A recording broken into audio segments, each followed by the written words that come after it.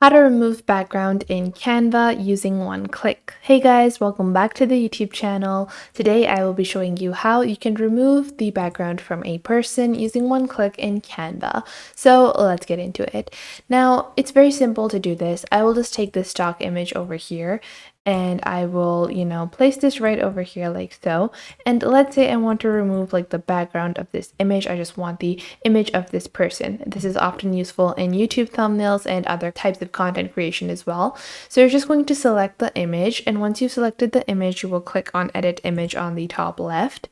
Once you've clicked on Edit Image, you can actually go on ahead and search in the top section over here, and you will simply search for Remove BG.